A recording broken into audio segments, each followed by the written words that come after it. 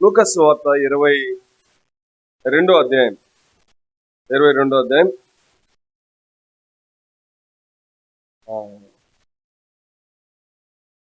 32వ వచనం.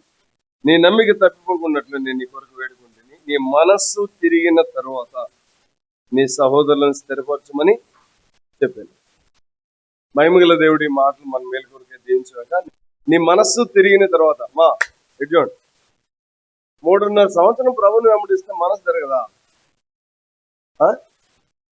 నాకు అర్థం కాని ప్రశ్న ఇది. మనసు తిరిగిందా లేదా?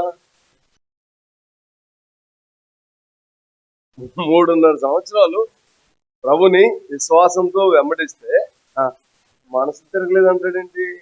అంటే సోదరులారా, ఇటు చూడండి, మనస్సు ఎంత కఠినమైందో, అది ఎంత మొండిదో, అది దాన్ని ఏ కొలువులో పెట్టినా దారికి రాదు. ఏ కొలువులో పెట్టినా దారికి రాదు. పరలోక ముందున్న దేవుడు దాన్ని ఏ కొలువులో పెట్టాలో, ఏ టైంకి పెట్టాలో అలా పెడతాడు. అందరిని కాదు. ఆయన ఏర్పాట్లు, ఆయన చిత్తంలో రక్షించబడి ఆయన స్వరాన్ని విని లోబడిన వారి జీవితంలోనే కార్యాలు చేస్తాడు. దేవుని వాక్యంలో ఈ భాగాన్ని మనం జ్ఞాపకం చేసుకుంటా ఉన్నప్పుడు, మన మనస్సు పూర్తిగా ప్రభు వైపు తిరగకుండా ప్రభుని ప్రేమించలేం. అర్థమైందా? పూర్తిగా తిరగకుండా మనం ప్రభుని ప్రేమించలేం. ఒక వచనం నేను మీకు జ్ఞాపకం చేస్తాను, దానికి మీరు సమాధానం చెప్పండి. ఓకేనా? చెప్తారా? రండి. మార్కు సువార్త 12వ అధ్యాయం, త్వరగా. మార్కు సువార్త 12వ అధ్యాయం 30వ వచనం చూడండి. నీవు నీ పూర్ణ హృదయంతోను, నీ పూర్ణాత్మతోను, నీ పూర్ణ వివేకంతోను, నీ పూర్ణ బలంతోను నీ దేవుడైన ప్రభువును ప్రేమింపవలన్నదే ప్రధానమైన ఆజ్ఞ. చూడండి, ఏంటి? పూర్ణ హృదయంతో, పూర్ణ ఆత్మతో, పూర్ణ వివేకంతో, పూర్ణ బలముతో ఏం చేయాలి చెప్పండి? ఉదయం చెప్పానుగా ప్రేమించాలని. ఇప్పుడు చెప్పండి. పరలోకానికి అమ్మా బయట ఉన్న వాళ్ళు నాకెళ్ళి చూడండి, కొంచెం సెటరేట్ కూర్చోండి. ఈ నా మాటలు వినాలని మనం చేస్తాం. పరలోకానికి అంగీకార యోగ్యమైన ప్రేమ ఏ స్థాయిలో ఉండాలో కొలత చెప్పాడు ప్రభు. ఈ స్థాయిలో ఉంటేనే నేను అంగీకరిస్తా. అర్థమైందా? ఏ స్థాయిలో ఉండాలి? పూర్ణ హృదయంతో, పూర్ణ ఆత్మతో, పూర్ణ వివేకంతో, పూర్ణ బలముతో. అలా ప్రేమించింది 4 రీతిలుగా ప్రేమించిందా లేదా? అన్ని ఆయన పాదాల దగ్గర. ఈ స్థాయిలో మనం ప్రేమించాలి. ఈ స్థాయిలో మనం ప్రేమించాలి ప్రభునంటే మన మనసు ఏం కావాలి చెప్పండి?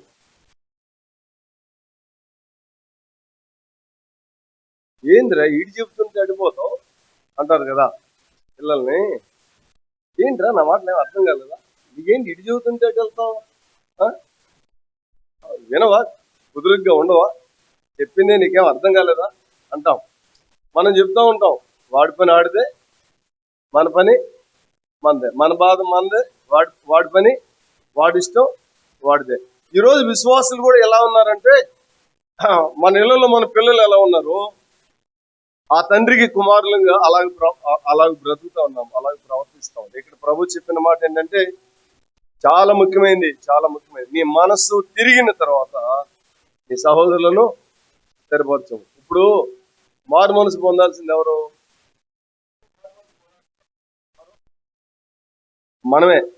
మనమే కాదు, నేనే. అర్థమైందా? ఎవరు పొందాలి? నేనే, మనం కాదు. ఎవరు పొందాలి? నేను మారు మనసు పొందాలి. నేను మార్పు చెంది నా ప్రభు వైపు తిరిగితే, అక్కడ ప్రభు చెప్పిన ఒక సూత్రం ఏంటంటే, నీ మనసు తిరిగిన తర్వాత నీ సహోదరులను స్థిరపరుస్తాం. సేవ అద్భుతంగా జరగాలి అంటే మన మనసు బలీయంగా తిరగాలి ప్రభు వైపు. బలీయంగా తిరిగితే ఈ 4 గంటలుగా ప్రేమిస్తాం. పూర్ణ హృదయంతో, పూర్ణాత్మతో, పూర్ణ వివేకంతో, పూర్ణ బలంతో ప్రేమిస్తాం. అచ్చా, బాగుంది. ఆ స్థాయిలో మనం ప్రేమిస్తే ప్రభు ఏం చేస్తాడు? దాన్ని అంగీకరిస్తాడు. ఆ స్థాయికి తక్కువైందాన్ని ఆయన అంగీకరించాడు. ఇప్పుడు ఎవరి కాళ్ళు గుణమేం చేసుకొని తగిలిండి, గుణమేం చేసుకొని ఆలోచన చేసుకోవాలి. ఆ స్థాయిలో నేను నా ప్రభుని ప్రేమిస్తున్నానా? ఆ స్థాయిలో ప్రేమించే అనుభవాన్ని నేను కలిగి ఉన్నానా? మనం ప్రార్థన చేస్తే మన ప్రార్థనలకి ఉడియడంగా జవాబులు రావాలి. చాలా ప్రార్థనలకు జవాబులు ఎందుకు రావు? వై? ఎందుకని? దేవుని వాక్యంలో మనం జ్ఞాపకం చేసుకుంటా ఉన్నప్పుడు ఇక్కడ ప్రభు జ్ఞాపకం చేస్తూ చెప్పిన మాట, నీ మనసు తిరిగిన తర్వాత ద్వితీయోపదేశకాండంలో తన ప్రజలకి ప్రభు ఒక మాట చెప్పాడు. ద్వితీయోపదేశకాండం 4:9 చూడండి. ద్వితీయోపదేశకాండం 4:9 4:9. అయితే నువ్వు జాగ్రత్త పడము, నీ కనులారా చూచిన వాటిని మరవకుండానట్లు, అవి నీ జీవిత కాలం అంతయు నీ హృదయంలోని తొలగిపోకున్నట్లు నీ మనసును బహు జాగ్రత్తగా కాపాడుకో. ఇటు చూడండి, అసలు దేవుడు చెప్పిందేమో వేరు, మనం చేసేదేమో వేరు. ఏం కాపాడుకుంటాం?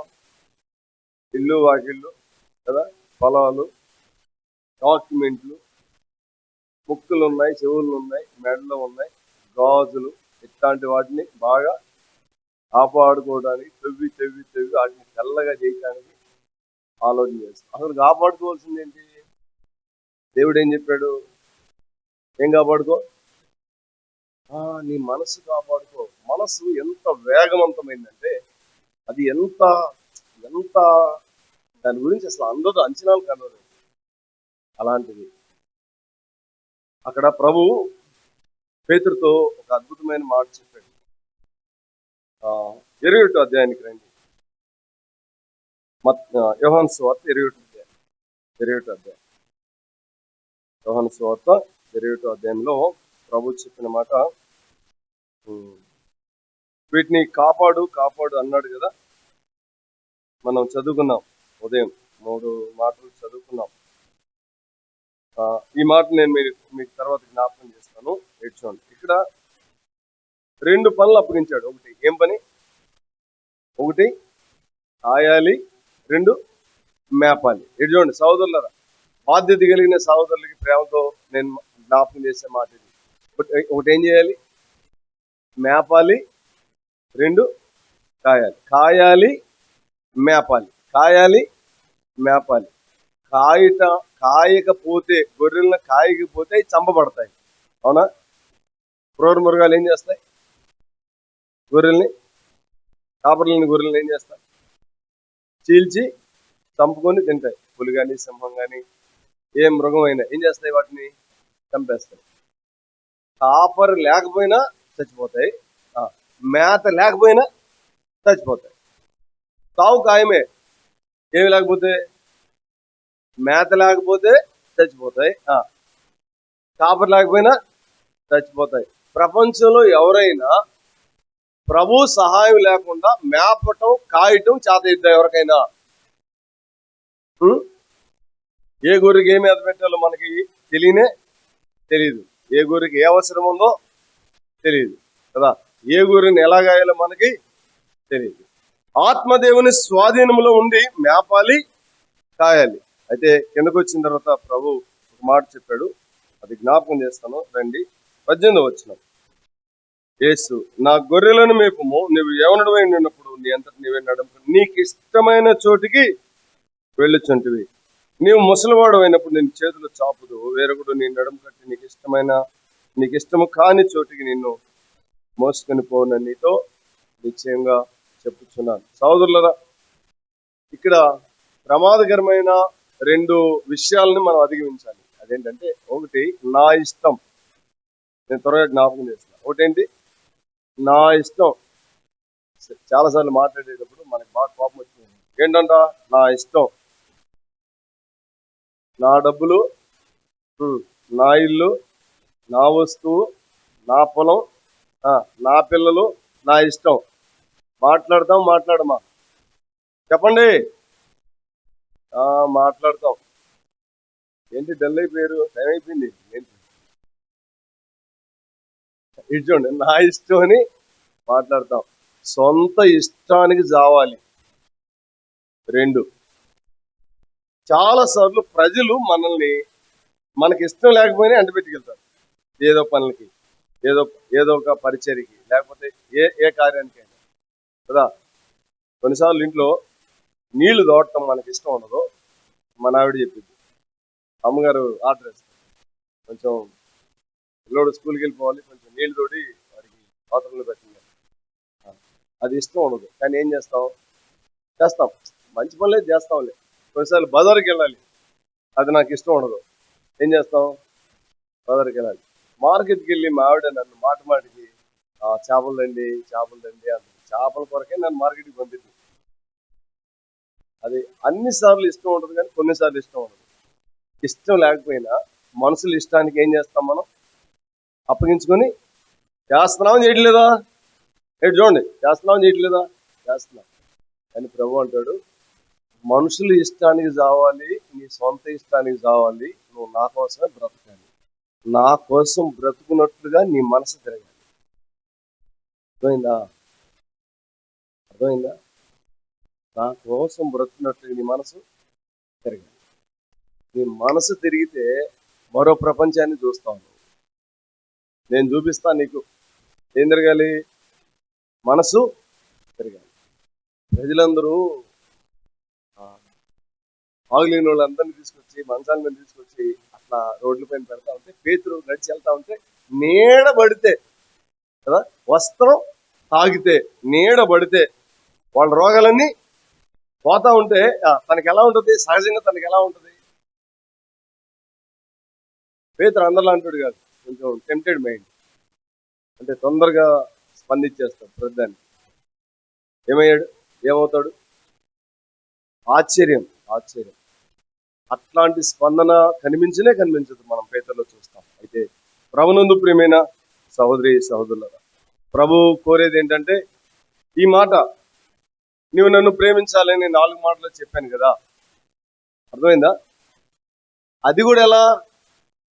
పూర్ణ హృదయంతో, పూర్ణ ఆత్మతో, పూర్ణ వివేకంతో, పూర్ణ బలముతో. నిజం చెప్పండి, మనం చేసే ఆరాధన కానీ, మనం చేసే స్తుతులు కానీ కదా, మనం దేవునికి ఇచ్చే అర్పణలు కానీ ఈ స్థాయిలో ఉంటున్నాయా? ఈ స్థాయిలో లేకపోతే ఆయన తీసుకుంటాడా?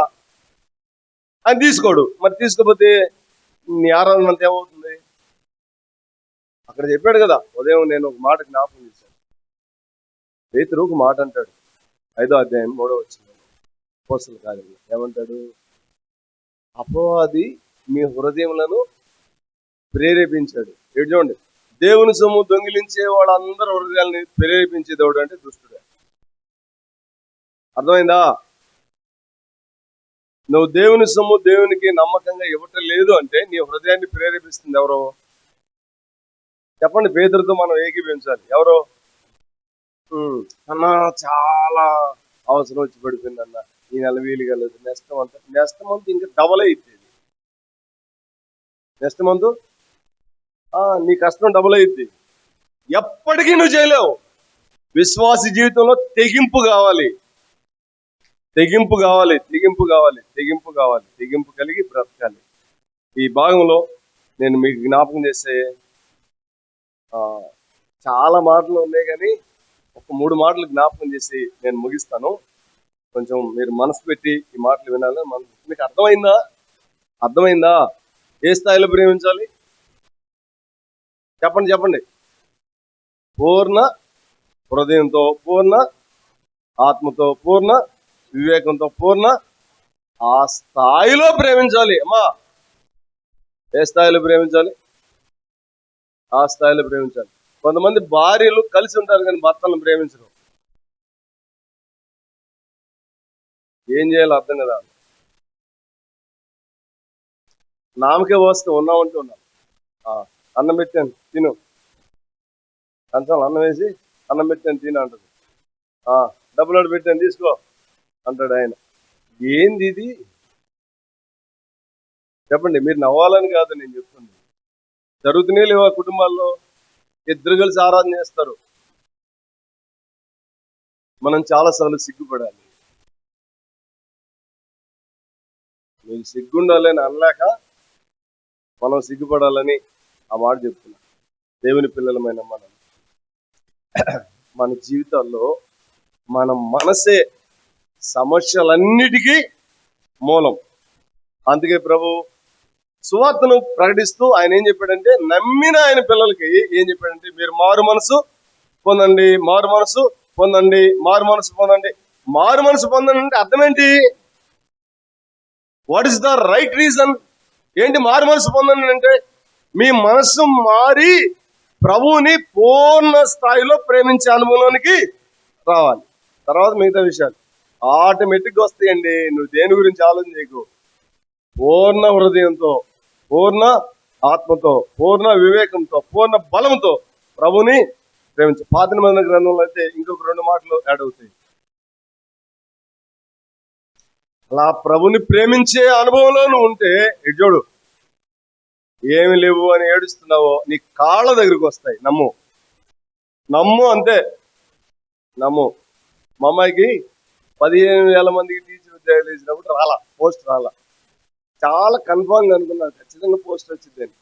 రాకపోతే ఇంక మేమందరం కలిసి ప్రార్థించాం, ప్రభా నీకు ఇష్టమైతే లేకపోతే లేదు, నిన్ను ప్రేమించే విషయంలో మాత్రం వెనకబడకూడదు, నమ్మకంగా బ్రతకాలి. ఇది ఇవ్వలేదు, చాలాసార్లు అడిగింది ఇవ్వకపోతే మనకేముంటుంది? దేనిపైన కష్టం ఉంటుంది.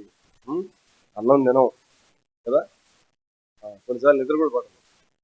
సరే అయిపోయింది, 15,000 మంది తీసినప్పుడు రాలేదు. కొంతమంది సహోదరులు ఫోన్ చేసి అన్నారు, అన్న సరే కంగారు పడకండి, అప్పుడే అయిపోలేదు కదా అన్నారు. సరే నేను మా అమ్మాయి చాలా దిగులుగా ఉంది. నిజంగా చెప్పాలంటే ఏడుపోవడం తక్కువ. అలా ఉంటే నేను చెప్పాను, ధైర్యంగా ఉండు, ప్రభు నమ్మదగిన వాడు, ఖచ్చితంగా ఇస్తాడు, ధైర్యంగా ఉండి అని చెప్పాను. చెప్పిన తర్వాత ఒకరోజు ప్రార్థన చేసుకుంటున్నాం. ఉదయం 6 గంటల నుంచి 7 గంటల వరకు మాకు ప్రార్థన ఉంది. అయిపోయిన తర్వాత గ్రూప్లో, ఇంట్లో కాదు, నా కొడుకు ఫోన్ చేసి, డాడీ అక్కాయికి జాబ్ వచ్చింది, మీరు అర్జెంటుగా మధ్యాహ్నం 2 గంటలకల్లా గుంటూరు వెళ్ళి సర్టిఫికెట్లన్నీ సబ్మిట్ చేయాలన్న. ఇంకా చూడు, నా సంతోషం అంతే కాదు, చాలా దుఃఖం వచ్చేసింది. అమ్మాయి నిద్రపోతుంది, అవి నీకు ఉద్యోగం వచ్చిందన్న, లేచి బోర్ని ఏడుస్తూ ఉంది.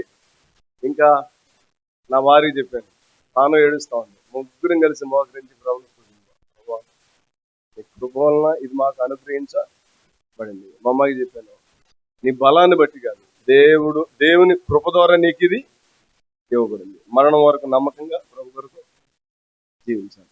మన జీవితాల్లో అవసరమైంది, ముఖ్యమైనది ఒకటి ఉంది. అదేంటంటే మన మనసు ఏం కావాలి చెప్పండి? తిరగాలంటే ఏం కావాలి? తిరగాలంటే ఏం కావాలి?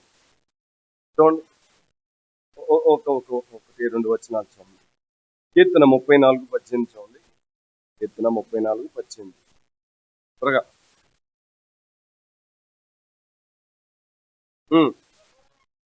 విరిగిన హృదయం గల వారికి యెహోవా ఆసనుడు, నలిగిన మనసులు గల వారిని ఆయన రక్షించును. చాలు, విరగాలి. 51 కీర్తన చూడండి, 17 చూడండి. విరిగిన మనసే దేవునికి ఇష్టమైన బలులు. విరిగి నలిగిన హృదయమును నీవు అలక్ష్యము చేయవు. ఇప్పుడు మన సమస్య ఏంటి? ఇటు చూడండి, నకిల్ చూడండి. మన సమస్య అంతా ఏంటి? మన మనసు ఏం కావట్లేదు. ప్రభు చెప్పాడు కదా, నీ మనసు తిరిగిన తర్వాత నువ్వు సహోదరులను స్థిరపరుస్తావు, నన్ను ప్రేమిస్తావు అని చెప్పాడు. మన మనసు ఏం కావాలి? తిరగాలంటే ఏం కావాలి?